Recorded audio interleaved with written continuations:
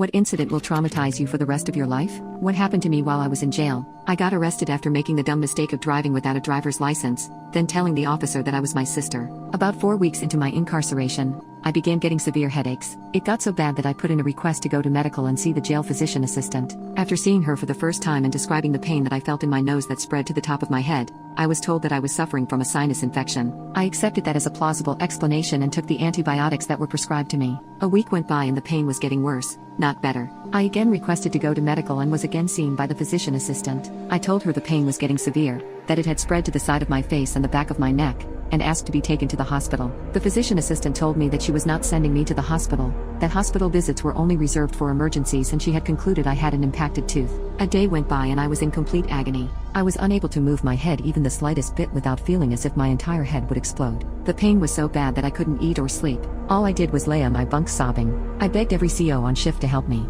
Different sergeants were called in to talk to me and I begged them to send me to the hospital, but was always refused. About 9 days after my headaches began, I developed double vision. I told the nurse that was handing out meds that I had constant double vision. I remember telling her, "There's 2 of you." I was instructed to put in a slip to request to go to medical. A few hours after the double vision began, I was talking to another inmate when she went, "Oh my God, your eyes, they've shifted." I went into my cell and looked into the mirror and was horrified to see that I had gone cross-eyed. I had been calling my mom every day telling her that I knew something was very wrong with me. After seeing that I had gone cross-eyed, I called my mom hysterically, told her I was cross-eyed, and asked her to call the jail and see if she could persuade them to take me to the hospital. Everyone my mom called and spoke to on the phone or talked to in person at the jail would assure her that I was getting adequate medical care. I requested to speak with the sergeant, and after about an hour, one showed up to talk to me. I showed him my eyes, told him my vision was doubled, told him I was in the worst pain of my life, and pleaded with him to send me to the hospital. I told him that I knew something was seriously wrong, that I knew if I wasn't treated soon, I would pass away, to which he sarcastically said, "I didn't know that you're a doctor.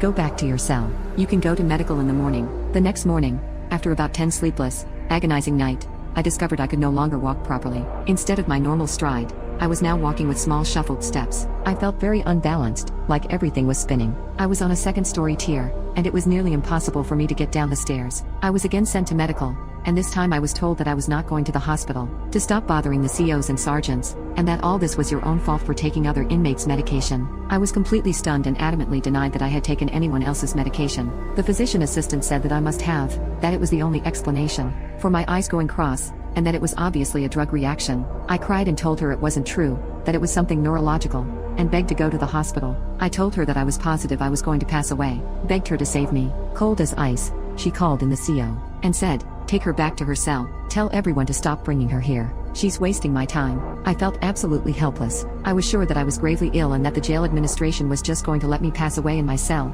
alone and scared, in complete agony. I was moved to the ground floor as a safety precaution and laid on my bunk, basically waiting to either become unconscious or pass away. The other inmates became involved, told staff they had to help me, but were met with deaf ears. About 2 hours later, I remember adjusting my head, and I immediately felt the pain in my head and neck. That caused me to start screaming uncontrollably. It felt like my brain was too big for my head and my head would explode. The sergeant on duty was called, and when he came to my cell, I recalled saying, "Please, you have to help me. I'm a human being. I'm only 26 years old. Please don't let me pass away in here." I was overwhelmed with joy and gratitude when he replied, "Okay, get your shoes on. We'll get you checked out." I sobbed uncontrollably and just kept thanking him. He had to keep his arm around me to help me walk up the hall. We got to the end of the hall, and he stopped to open a side door and let me in. We entered a room with a desk, 2 cells, and a shower. He opened the cell door to one of the cells and set me down on a wood bench. He left, shutting the door behind him. I asked him, "When am I going to the hospital?" To which he replied, "You're not. We can't have you screaming like that, bothering everyone on the unit. You are staying in constant watch until you can grow up." I was absolutely devastated. I was being held in the cells they usually use to watch people who are insane. Then,